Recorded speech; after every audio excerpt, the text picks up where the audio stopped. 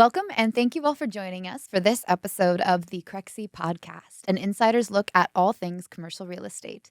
In this show, we cover a broad range of topics that cater to both CRE newcomers and industry leaders alike. I'm your host, Shanti Ryle, Director of Content Marketing here at Crexi, and today we are very excited to sit down with Michael Arnold of NAI Global's Tenant Consulting Group, and many other titles as we'll get into, but that's the one we picked for this intro. Before we dive in, a little bit about our guest. Michael Arnold is the Executive Vice President, founder of the Tenant Consulting Group for NAI Capital, as well as the Vice Chairman of Elite Global Corporate Services for NAI Global. With over 29 years of experience, Michael provides a consultative and holistic approach in assisting companies address their cultural, financial, and operational issues with a specific focus on reducing their real estate expenses. We love cost savings.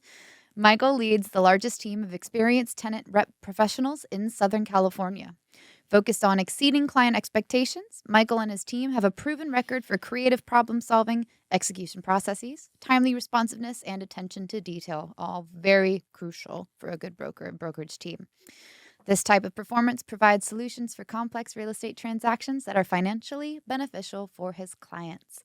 Michael, welcome to the podcast. Thank you for having me. I appreciate it. Yeah, thank you for joining us this beautiful sunny day in Los Angeles at Crexi HQ. We're very excited to get into this conversation today. We've been prepping for it. I think we have a lot of exciting ground to cover. But, I just covered your background, a little bit about your bio, but I'd love to hear in your own words more about your career path. So how did you first get into commercial real estate? What was the little bug that bit you there? And then how did you end up on the tenant rep side? So, interesting path. So I was playing professional basketball overseas. Oh, And okay. When I came back, I didn't really know what the path I was going to take was. And ironically enough, my mother had a relationship with one of her dear friends whose husband happened to be the head of the Western United States of CBRE. Okay. So, unbeknownst to me in commercial real estate, it was shared with me that there's a lot of ex-athletes in our industry because it's a lot of competing and learning how to adapt, how successful you are, directly associated with, how hard you work. So there's a lot of similarities in athletics and commercial real estate. Mm-hmm.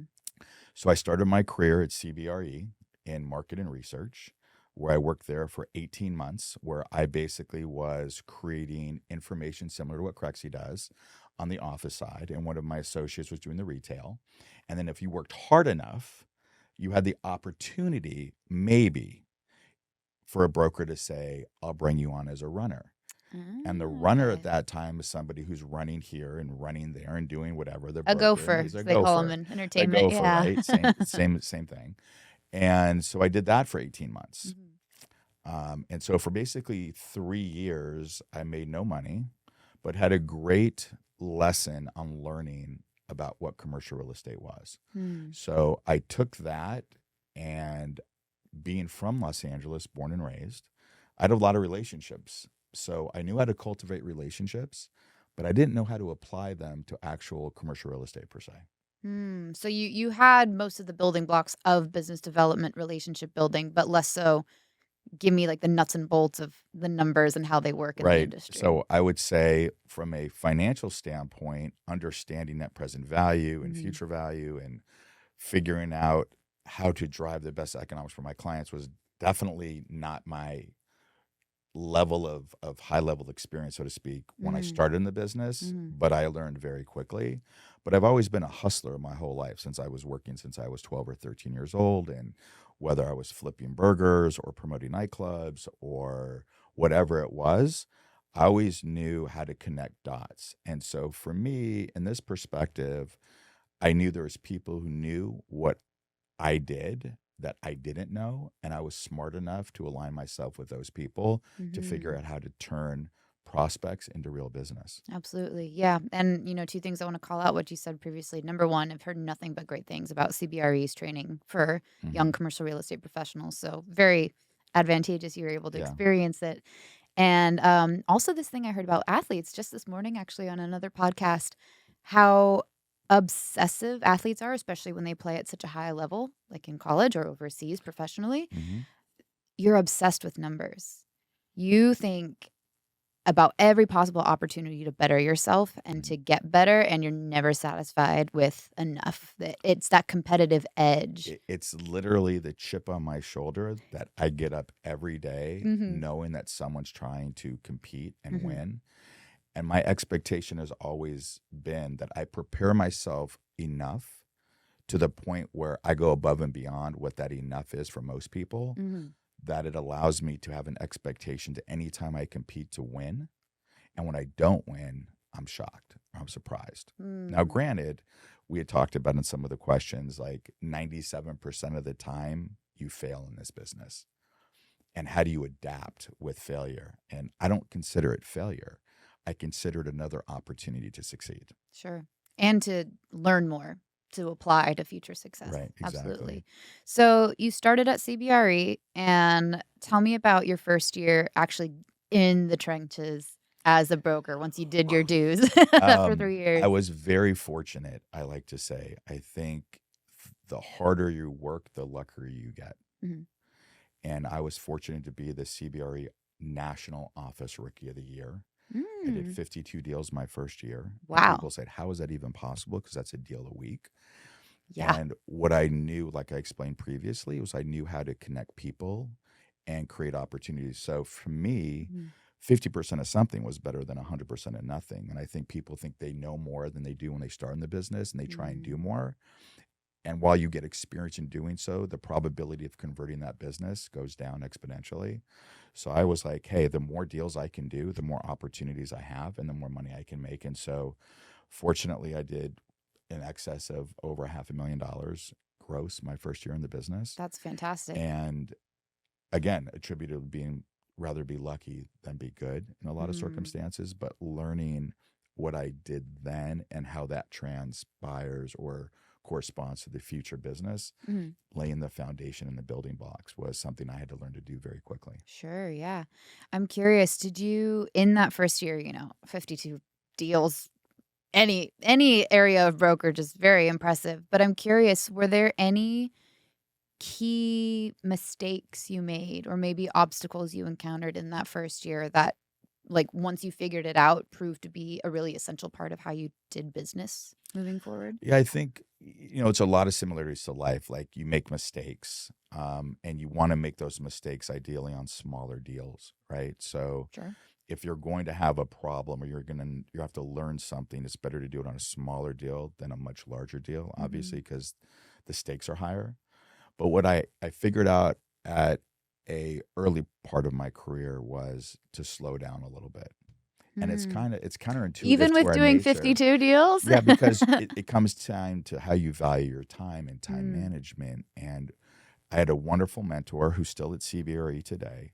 But what I found from him was how he operated to me wasn't as efficient as I thought you could be on how you're doing the business. Mm. So I said, if I can increase efficiency of what he's doing by about 30%, that's going to increase the probability of being more successful for what I'm doing. What are some examples that you can recall or share that, maybe a young broker can say, "Oh, that's a great idea. Like, let me see how I can apply it to my career." Do you have any stories of specifics that you found that worked for you? One thing, and for all you brokers that are out there starting the business, relationships.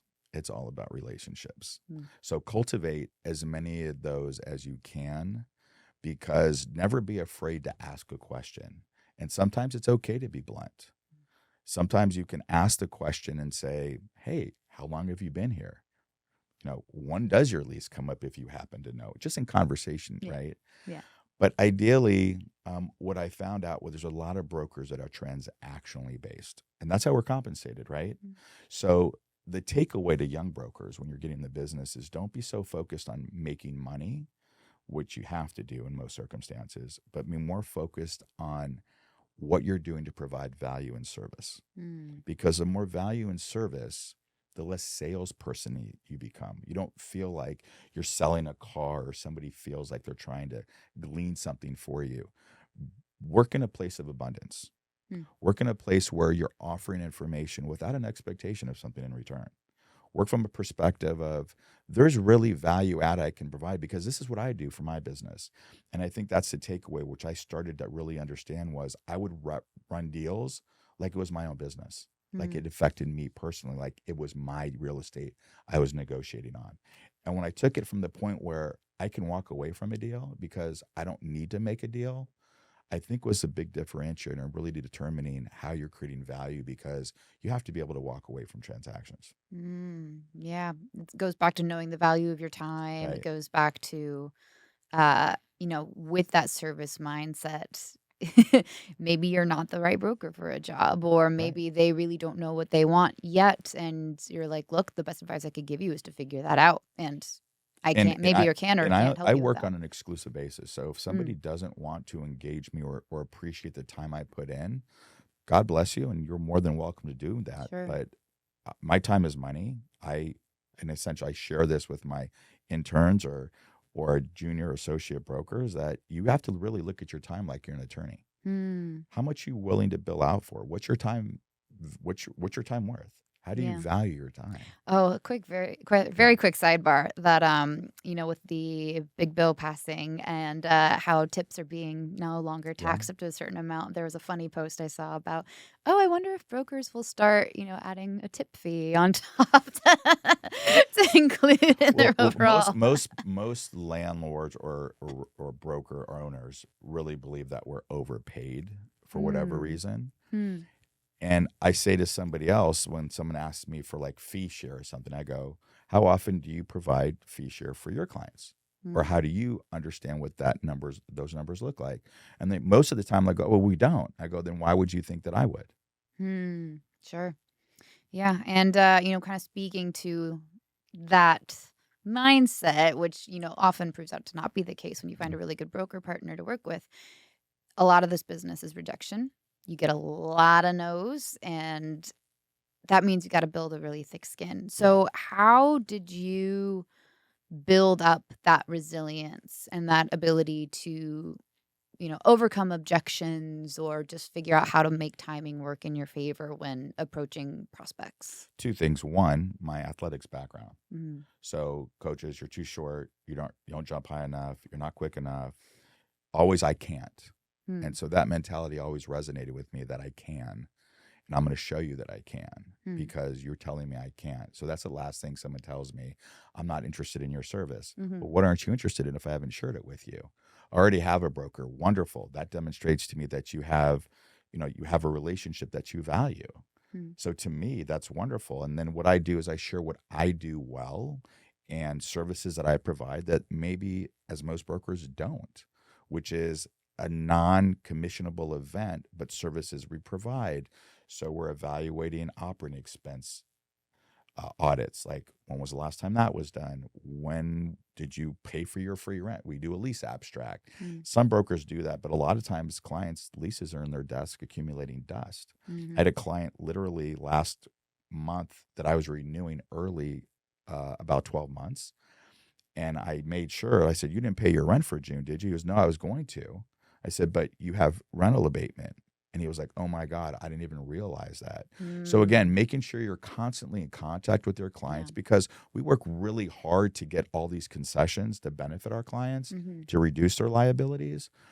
But if they don't know it and they're not doing it, it's still our job to make sure we're there to be a partner for them. Yeah, it's a fiduciary duty to Correct. get the best deal. And, Correct. something we'll get into is just how negotiable everything is in an LOI and a lease agreement. Um, so we'll get into that. Yes. But, going back to the beginning of your career, you were very lucky to be at an established firm with hmm a great training program for young people. They didn't have the training when I was there, by the way. Oh, well, This was great mentorship yeah, this was pre conceptual whatever it was program. at Tenant. Yeah, exactly. But, Exactly. when we were talking, you said, there's a lot of young people that kind of think, oh, I'm just going to get down and dirty and do my own thing and start my own business in this industry. And you did not recommend that when we were Right. talking about prepping for this conversation. So I'd love you to get into that. Why do you think it's maybe not the best option for young brokers to strike out on their own There's early a in their there's a couple of careers? things. If my recommendation to all you young brokers out there is find yourself a mentor Find somebody who's going to spend time in helping build a foundation for you, not just dial for dollars. Mm. The problem is a lot of brokers don't have the time or energy to want to train people. I really enjoy it from the coaching philosophy and the athletic background that I had to really help people, because I think if you can make other people successful without an expectation for something for yourself, you're doing the right thing. And if more people did that, I think the world would be a better place, right? If you're doing things to help others without the expectation. And I think by doing that, it comes back full circle because you're trying to help other people and people appreciate that. Sure. Yeah. So find a mentor. Oh, so Uh, sorry to finish your question. So find the mentor, ideally somebody who's worked at one of the bigger houses mhm, because you have experience to see more things. Also focus on a specialty. Big hmm, issue for me. mhm, A lot of people try and be good at a lot of different things, and they say to me, "Oh, well, I have to make money, and I have to do this, and I have to take that assignment or this assignment, or I'm going to do a retail deal," when you don't really have retail experience, or you're going to do a big box industrial deal, and you don't really understand what that really means. So my preference is to bring somebody in who does that, mhm, partner with them to make sure the client's being serviced appropriately, mm, and then you take a part of something what allows you to your time management perspective to do other things that you're really good at. So whomever you work with, work on a team, make sure you have very defined roles, and understand how you're going to develop as a broker, and be that communicative discussions with those senior brokers. sure. Before we get into the nuts and bolts of tenant rep, I'm very curious. I will peel back the curtain a little bit. We have a couple of interns working with you here in the studio with us. What do you think? They've been shadowing you for the summer. Right. What would somebody be most surprised by shadowing you with what your day to day looks like? Well, since one of the interns is my son and he's back for the summer, I think No surprises so. there, right? No, nepotism's great for the right opportunity. He's got to work for it, but nothing's going to be given. Yeah. Everything's got to be earned. Mhm. Um, I think if somebody shadowed me, they realize that I don't turn off, and that's probably a big Hmm. problem for me. Hmm. That my my phone is an appendage, as my wife likes to say, like this 11th finger, and you really need to create boundaries. And so somebody who shadows me during the day sees that I'm always doing something, but it's very specific to a task. So I multitask, and there's studies that are like, oh, people who multitask don't do things well. But I've been very fortunate to be left and right brained, meaning, well, I'm glad I have a brain, but you know what I'm saying, left and right, from the standpoint that I'm, Mhm. I'm creative and thinking about problem solving from that standpoint. But I'm always very didactyl too in how I do problem solving Mm. and figuring out financial analysis and being able to do that as well, while I'm being the creative side and figuring out something that most people can't figure out. And that's Sure. not being arrogant. That's just thinking about all the different iterations of possibilities that people a lot of times don't want to waste their time with. But I don't want to not think about something that could be. Sure. Brokerage is inherently a problem solving Correct. career path, and you have to have both the command of the numbers and the financials and the creative spark to be able to think of not only like what could make this deal work out the best way, it's also combing those agreements, finding, okay, well, what if we thought about it this way versus that way? Every situation is so unique. You Mhm. can't completely rely on a playbook of what's been done before Yeah, because the playbook's like the foundation, right? It's like, these are the sets that we run, like in basketball. You run these sets, and there's different iterations to those sets you have to integrate, because eventually the defense figures out what you're doing. So you have to be able to implement different strategies, Mhm. and it's not a one size strategy fits all for everybody. And that's a great segue into what I was going to ask next. There's the softball for you. Yeah, yeah. So, what separates a great tenant rep broker from an okay tenant rep broker? This is just obviously my opinion of what a great tenant broker does. It goes beyond and above and beyond. And for the audience out there, what does that actually mean, right? Because that's what really this is about. Because a tenant broker says, I'm going to run a survey of available space from Crexi or whatever, and I need to find opportunities. Well, anybody can really do that. So, what's your real value proposition that you're adding? Do you understand what the ghost space is in the building? What I mean by ghost is there's a tenant either above you, next to you, beneath you. What are their existing rights? How do those rights affect you and your tenancy? What your growth projections are? How are you going to be in according to expand versus consolidate? What kind of rights are available to you? So a lot of that is predicated on, the details. I give an example where I worked with a group a long time ago, probably about 20 years ago.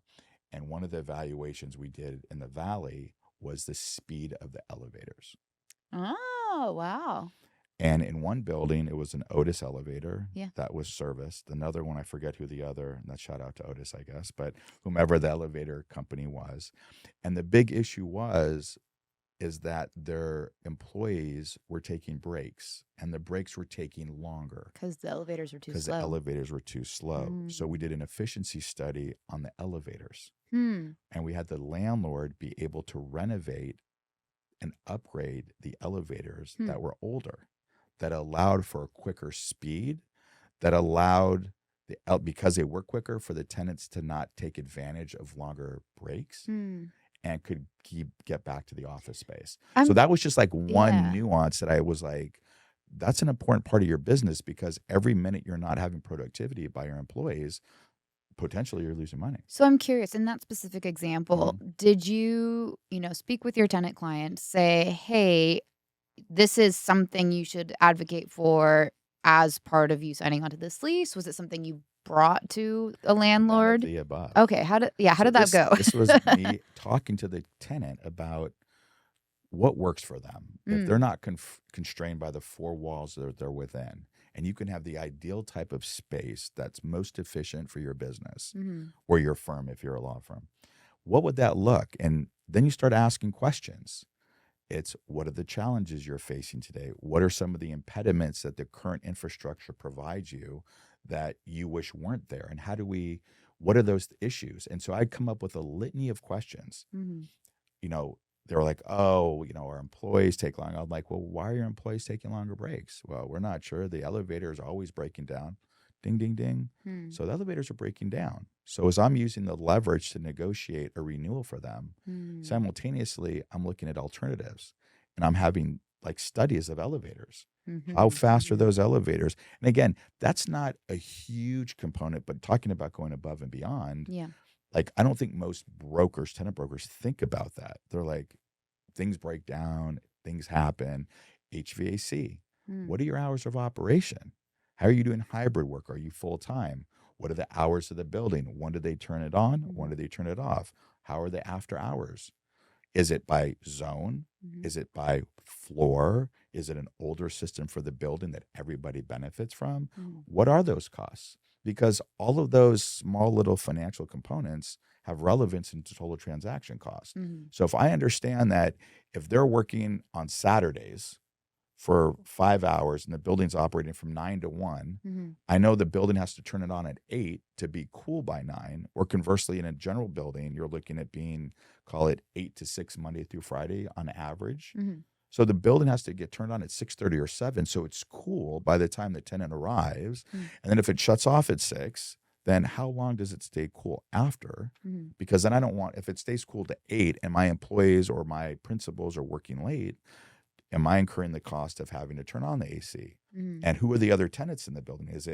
Are we a full floor tenant and there's a 3-floor tenant and we know they work after hours?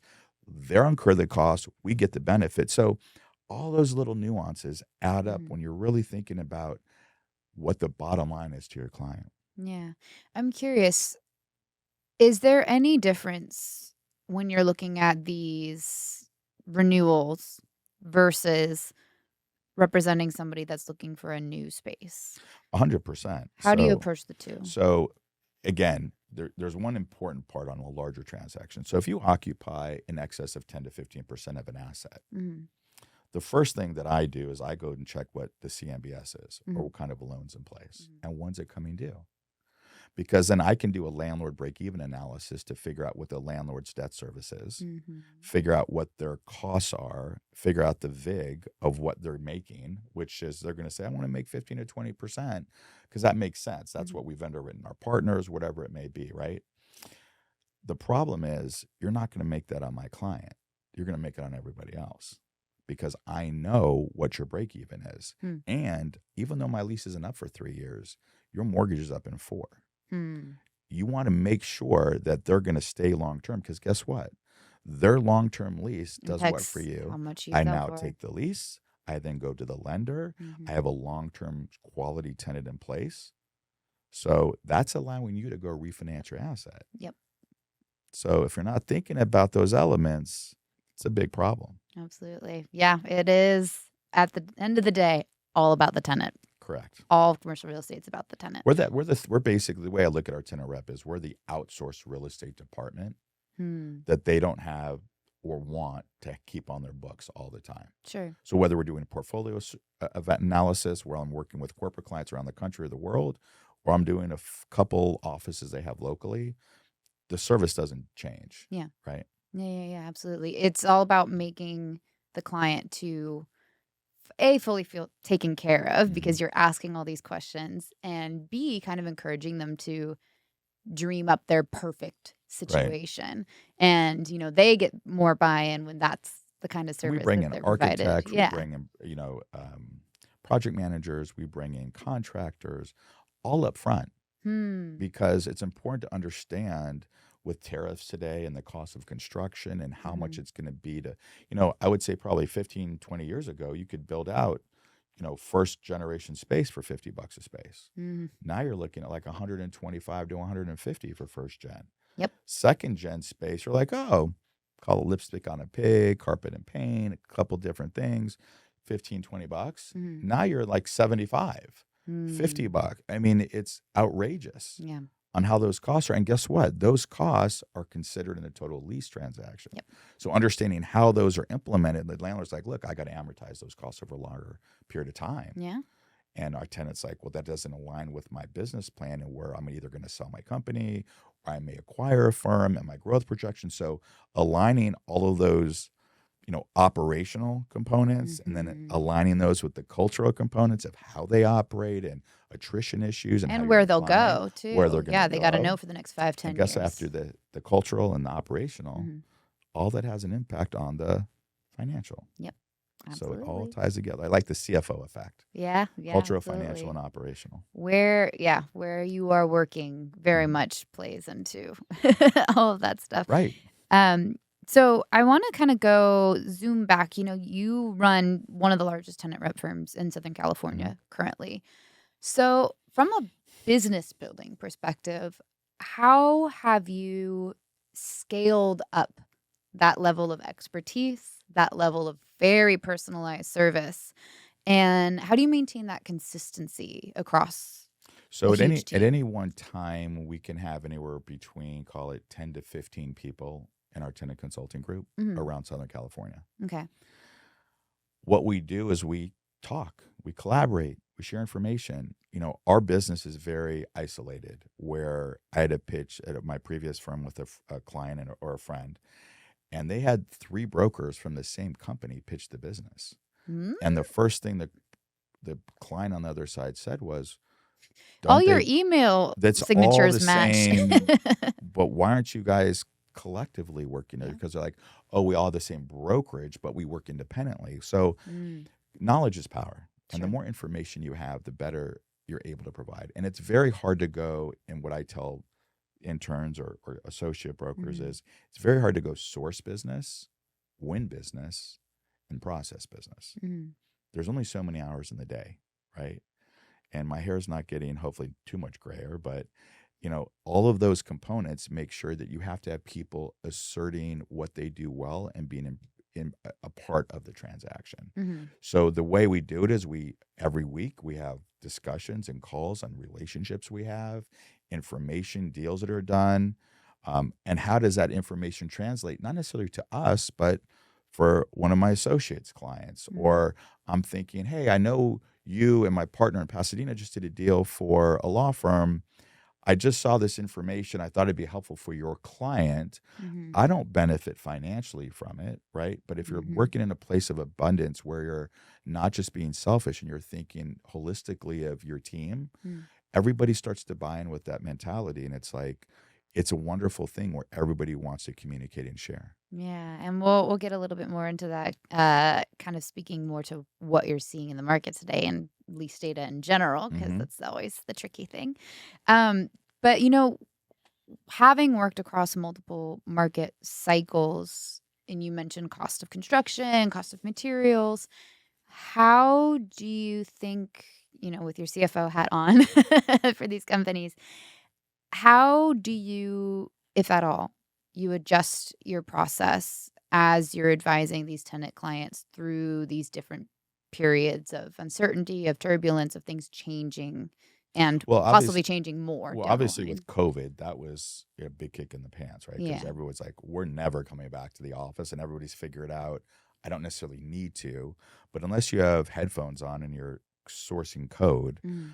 I just don't think there's any substitute for collaboration and having interns or associates or people to hear what you're saying, how you're saying it, why you're saying it.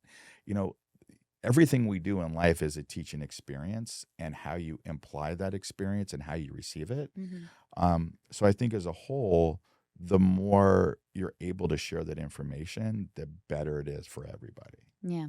Yeah, and, boy, has Office been starting to really make its Well, the comeback. hybrid, right? Yeah. Because we went from like three, now people, Microsoft, other firms are like, we really want you in the office at least 4 to 5 days a week. Mhm.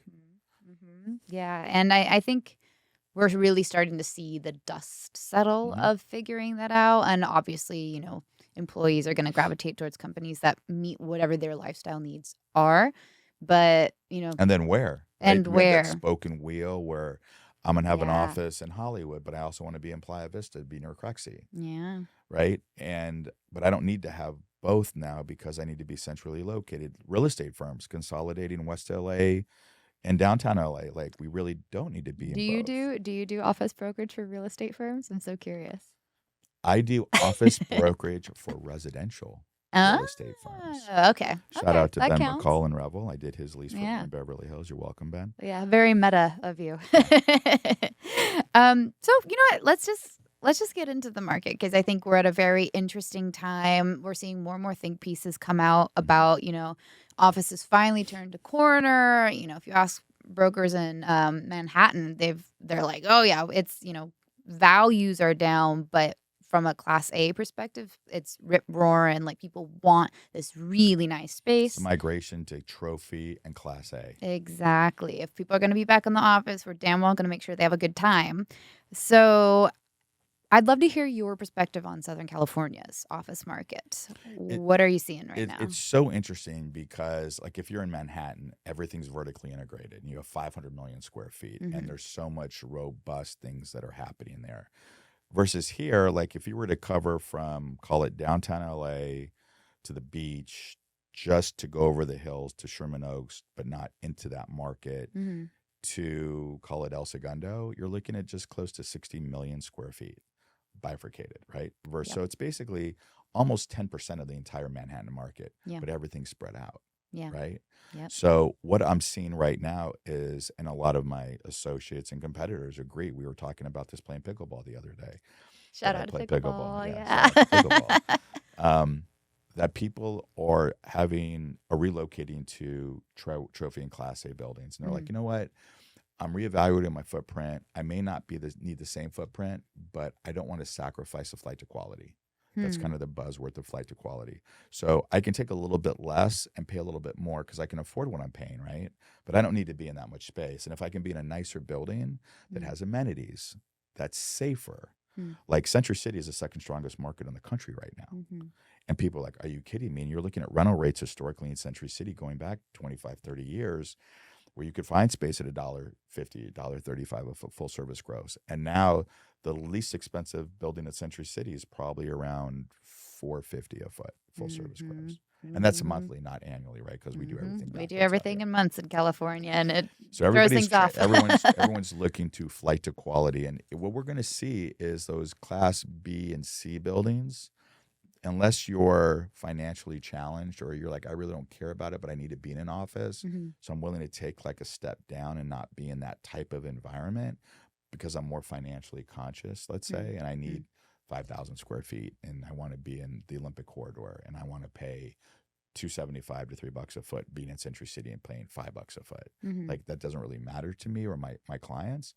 Then you're still going to see that, but we're going to see a lot of older buildings that, from a value standpoint, are sitting vacant, and Mhm. people are going to hand those back to the bank. Yeah, we just saw that with the what was it, the SoCal Gas Yeah. building transaction happening downtown.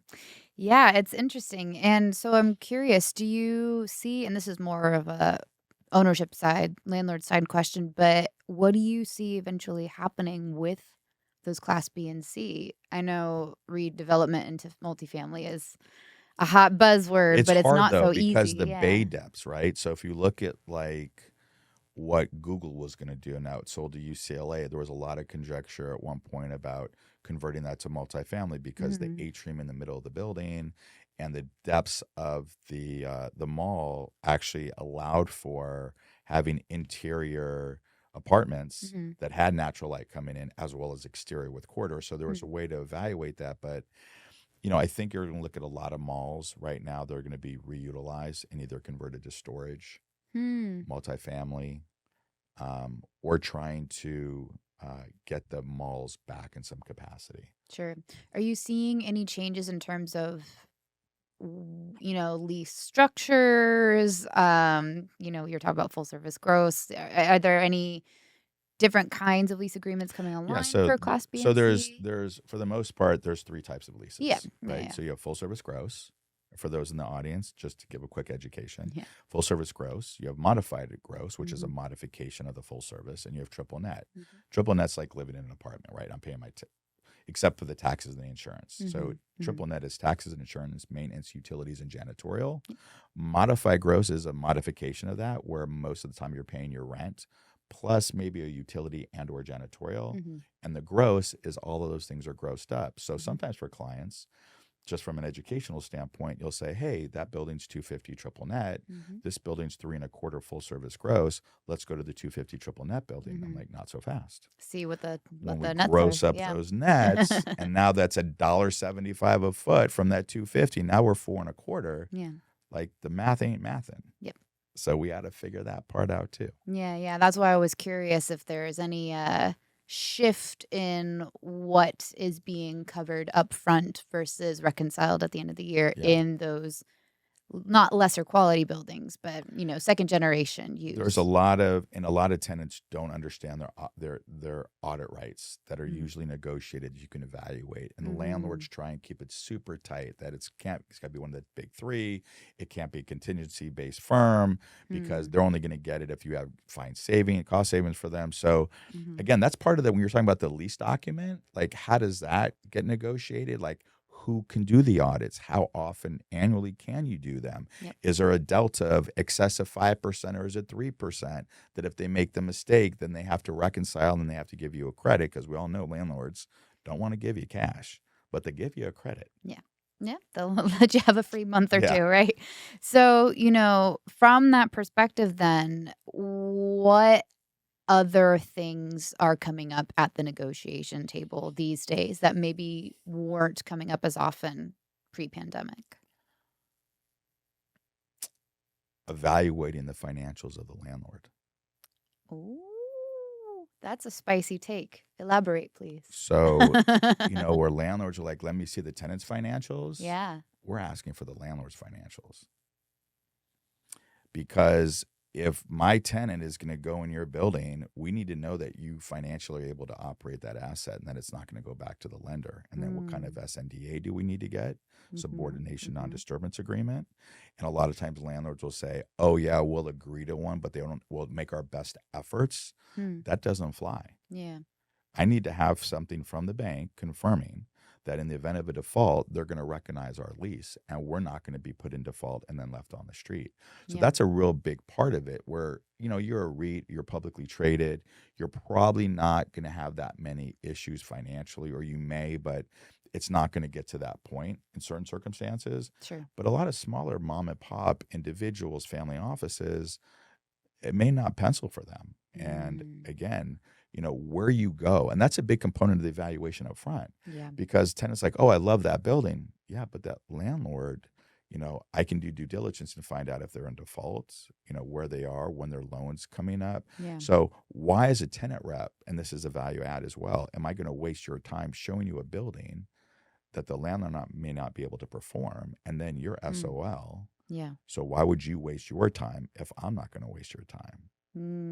Yeah, that's very interesting to think about. It's to me, it's a great leveling of the dynamics that people can come to the negotiation table with. It was a very, very hot market leading up to COVID. Right. Lots of competition. You could make the argument that landlords had a lot more Leverage. leverage. Right. And now it's like, well, a tenant's coming in looking at your space. You want them there or not?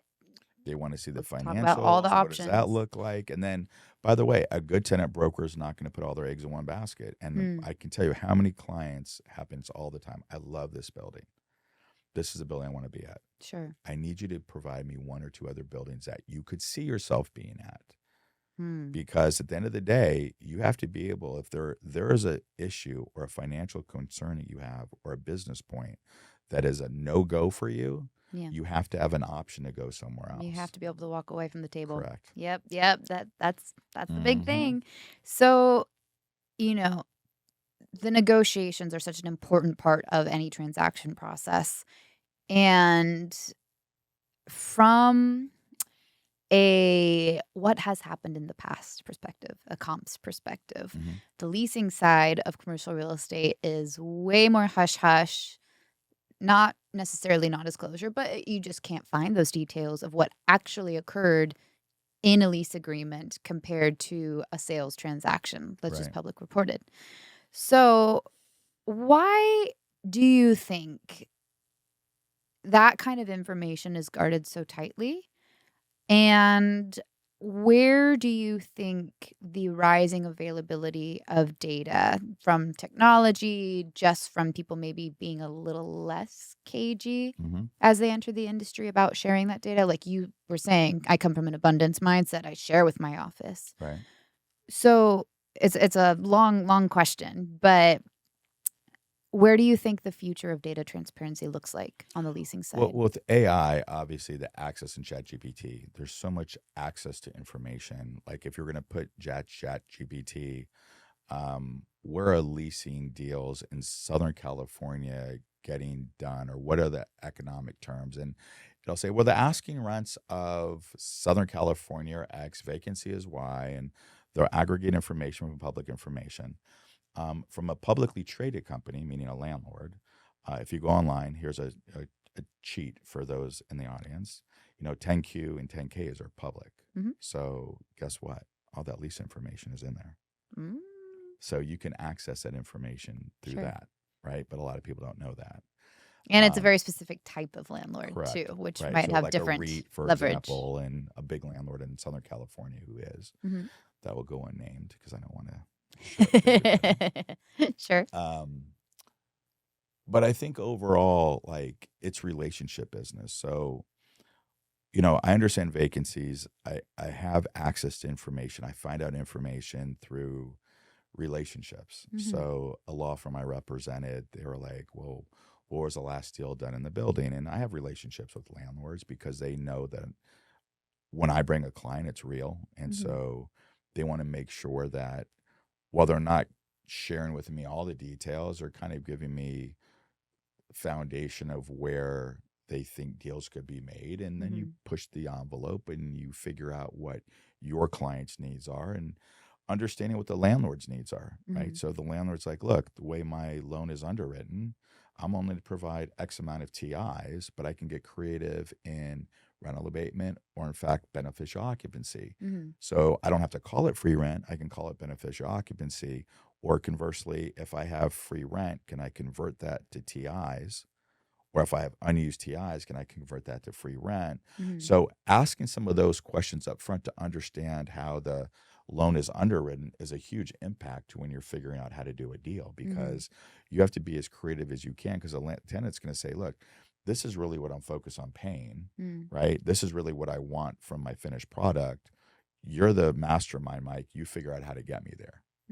And so then that comes into the creative deal structure of understanding where that information is and what it is to work around kind of a framework of information, and then kind of go from there and figuring out how to get to what you need for your client. Yeah, what I think is so interesting is, Crexi has a lease comps feature Right. we just launched last year. Very cool, by the And way. thank you, thank you. Yeah, it's very fun. I actually was using it the other day for I'm taking a commercial real estate class to better understand this industry, and one of them was doing a submarket report and like filling out rent rolls and for retail specifically. Sure. It was so a little different, but just, having to call up brokers, ask them like, what did this deal look like? What is your landlord looking for in a tenant? Things like that.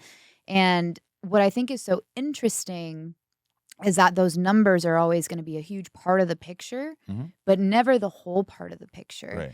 So, in that regard, where do you see the cohesion between things like Crexi's lease comps, like ChatGPT, Well, let me ask you a question with the and relationship without side? interrupting you, because Sure. this is a big issue with one of your competitors as well, where they want, and you guys want brokers to give you information.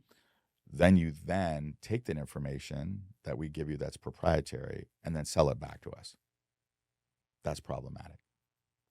So what we're trying to figure out is a balance. And I know most brokers who share the information aren't giving correct information. So when you pull that information up, most of the time it's not accurate. The lease expiration's wrong. Because I know, you guys are making a great push and are providing a great service to so many brokers out there. So thank you and I appreciate it. And, one of your competitors, literally their information is like 40% right. So you're like, well, I'm going into that information and this doesn't seem to be right, because when I'm talking to these prospects, we're like, our lease doesn't expire for another 4 years. So if you go on the information that's provided, it's like, well, the lease expiration said it was now. So no, most brokers aren't sharing with you correct information because they don't want the information you're selling to other people to call in their clients to get the information that you work so hard to get value for your client. Yeah, So it's that's the interesting. slippery slope where, unless you're working with a large tenant, and let's say I needed 25,000 feet and there's multiple floors that are available, then it's going to be where the broker on the other side is going to be a little bit more open and not close to the vest. Be like, look, they have options. The lease is up at this point. I know you guys are looking at expanding. I need to understand the makeup of the building a little bit better, so then I can provide my client with the information so they can make an educated decision on how they want to proceed. So that's where you kind of get not the details of where deals are being done, but a general framework of understanding. Yeah, it seems like also often like these numbers or just, oh, this is something interesting can be a good jumping off point Yeah. to build those relationships with. That's a problem when you're also representing a landlord. Why Mhm. I'm against, because I've been at both firms, my previous firms that did that, and my current firm. But the current firm I'm with, the assets in which they represent on the agency side are not assets in which my clients go to, because it's not as much office related. It's more retail and some kind of smaller buildings, and they do more in the industrial. I don't. So I'm never really conflicted per se on somebody say, oh, I see your company's name on a building. I'm like, but that's not really a building you're going to go to because of the type of office tenant you are, right? So not a knock on what they do, because there's a niche for everything. It's just a different model. So Yeah. And again, as the broker, your job is to get the best possible deal for correct. your client who you've signed an exclusive with, not I mean, the other side of the agreements, table. when I was at, for example, at CBRE, when you look at your agency agreement in a lot of firms, in the actual document, it says that in the event of a dual agency provision, the fiduciary responsibility falls to the landlord. And even though now we're required to provide agency agreements before we transact a deal, whether you're representing the tenant, the landlord, or both parties, what I always hear is, oh, it's a fair deal, meaning if a broker's represented both sides. I'm not in the business of fair deals. I'm in the business of reasonable deals, but I'm advocating for my client, and I'm not leaving money on the table for them. Yeah, you don't have to compromise what your position is Correct. if this is Somebody's all you're going doing. to want them. I just had a deal real quickly. I'll give you a little Yeah, case sure. study. So we just did a deal for a law firm in Temecula. That's my hometown. Did a large law firm. Yeah. There was a penalty to leave the lease 5 years early. Landlord, the tenant, was like, how do we even do this? The building has some deferred maintenance. there's issues. I said, give us the opportunity Mm-hmm. and we'll create leverage. We'll find an opportunity from another landlord who will assume your lease liability. Hmm. They'll pay the penalty. It won't cost you anything, and you'll save money on being more efficient space. They said, if you can do that, we'll hire you. Well, they just moved in July 1st. Can I know where? Temecula. No, but where in Temecula? I'll tell you offline. Okay. I'm so curious. Which office is it? It's a law firm. Yeah. In fact, there's another law firm, and just another a quick little story that we pitched that was making an entree into the LA market from New York. They actually were interviewing a competitor, CBRE, and us. And they were told by their CBRE brokers there's no way for them to get building monument signage based upon the perceived size that the CBRE brokers thought they were. So the brokers, and again, this isn't a knock on them because they're a very good firm, very good brokers, but they didn't take the time to evaluate. They thought this was like a 5,000-foot tenant. They're like, there's no building in Century City is going to give you building monument signage. So I did some program analysis for them up front to figure out what their business model looks like for their firm, and figured out they were 3 times the size of that. And they didn't even really know it because they were in another suite that was smaller. So they just assumed that they were going to be in similar type of space. So within 3 hours, I found 3 buildings that all could provide the monument signage. Wow. They hired us 24 hours later because they were told something couldn't be done. That's all you need to tell me, that it can't be done. I'm going to figure out a way to get it done. You're like, pure spite. I'm going to do it. I'm going to get it done. Got it done. And we ended up signing, it was like I think a 12-year lease for about 15,000 feet in pre-existing law firm space. So TIs weren't heavy. Yeah. The rate was lower, and it worked out perfectly for them. Amazing. So with all this, real ability and experience digging into what tenants are looking for, how they approach finding a new office space, who's doing what, where, why. What are your predictions for the office market in the next 5 years? I'm so positive and optimistic, not just because it's what I do, because I see the office market thriving. I see people wanting to work together. I see people as a whole needing to be with other people. And I just don't think you can survive in the industry without doing that. Now, we're going to have some hiccups, just like we always do in whatever industry. And there's other events outside of the commercial real estate world that we don't control, right? COVID happened. No one knew what that was going to be like. And pre-COVID, you could have told me, would office ever disappear? And I would be like, never. I mean, you probably agree. Like, someone has to go to a place to work, right? Yep. But, I'm so bullish on it. And people are like, well, how can you be bullish? Like, people don't need office. I'm like, people need people. And I don't think that's ever going to change.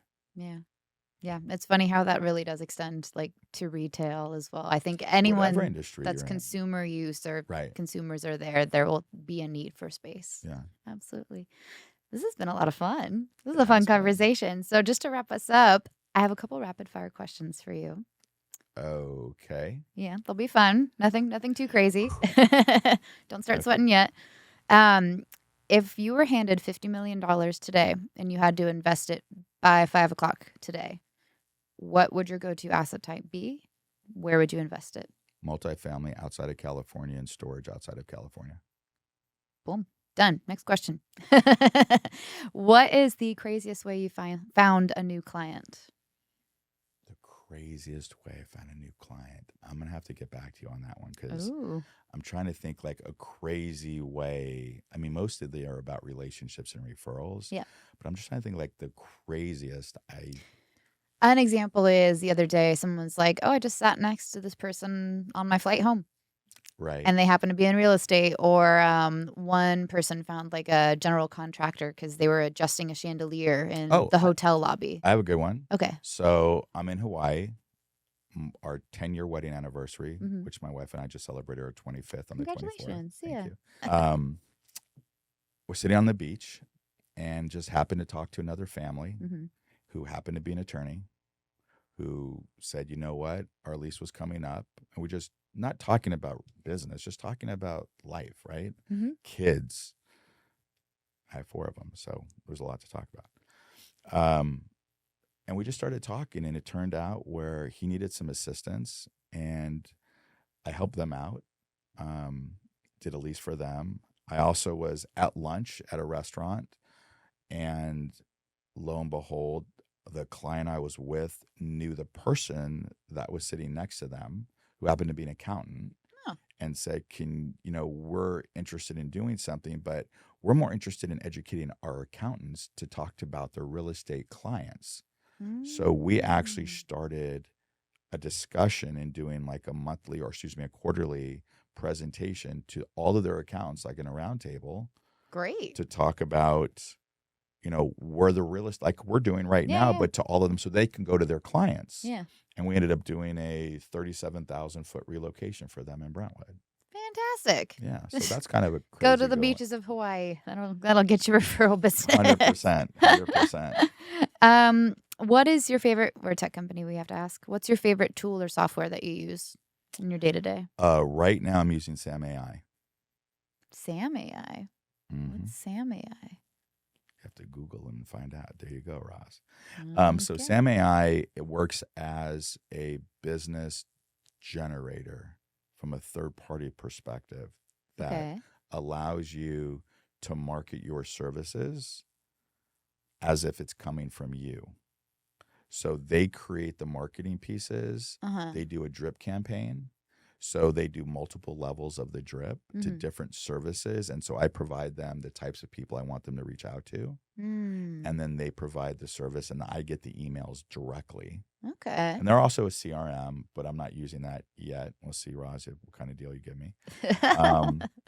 But that's something else. So like you're running the business, make sure you're using a CRM. Don't use Excel. Make sure you're working something, whatever works best for you. But it's a way for you to manage your time best by using Absolutely. That. Yeah, there's a lot of really good ones on the market too that are pretty accessible. Does Crexi have one? Yes, we do. We'll have to talk about that. We use Salesforce. I use Salesforce, but it was just too much for what I needed. It's highly custom. Highly custom. We'll talk about that offline. Yeah, we'll talk offline. Okay, I like that. And then what is the most common misconception about being a tenant rep broker that you've experienced? That you're lazy and you're overpaid. We have discovered that is not the case when it comes to you and your firm. I do my best. Well, awesome. I really appreciate you coming in. I thought we had one more you were going to ask me. I prepared for. No, I just had 4. I thought you were going to ask me what my superpower was. What is your superpower? I don't know. Let me get my cape on. No, superpower would be very communicative. I take a lot of initiative. And I think I'm very resilient in what I do. So Man of Steel. I have to. Yeah, we'll put the glasses back on before you leave the building. There you go. Well, awesome. This has been so much fun. I really appreciate you coming all the way down to Playa Vista, chatting with us. Where can people find you online if they want to get in touch, learn more about what you do, reach out to you for a deal? Right. So the email is marnold@neicapital.com. Tenant rep office guy. Okay. Branded, LinkedIn, X, Instagram, Facebook, tenant rep office guy. It used to be MPA baller. Everybody wants me to go back to that, but I'm like, I got to transition. They have to have a brand. I have to have the brand. And so I did tenant rep office guy. Shout out to the gentleman in New York who created the retail, what he was doing. Strip mall guy. Yeah. Strip mall Shout guy. out Don. Saw Don at our CRAI event. Yeah. He was our guest speaker. So I'm involved with corporate real estate influencers. Yeah. On the board of that as well. And Don came and spoke and told us his story. And we're going to have another event in September in Palm Springs this year. I will be there. I am being there and very excited about social it. Marketing. It's where the business is going. And I don't think firms who don't get on board with it, I think are going to fall behind. But a lot of firms are engaging AI, social media. It's hard to gauge what an ROI on social media is, right? Because how many deals do you get? But I think it's the brand recognition. It's a different way of people marketing themselves today that if you're not on board, you're going to become obsolete. Yeah. I mean, people remember what's right in front of them. And I think what's the data is like 39 touch points before you actually are signing up for a product or to work with somebody. So 39 is a lot. 39's a lot. You guys got that, right? 39? Yeah. Okay. Fine, 39. I'm in marketing. It's my job to There know. you go. Very well But done. no, really appreciate it. Thank you for having me. Yeah, thank you for being here. Thank you, everyone who tuned in to this conversation. If you enjoyed this episode, please do not miss the next one. Visit crexi.com/podcast and sign up to get the next episode delivered straight to your inbox. You can also subscribe to the Crexi Podcast on your favorite podcast app, or check out our YouTube channel for video recordings of each episode. Take care and be sure to tune in next time.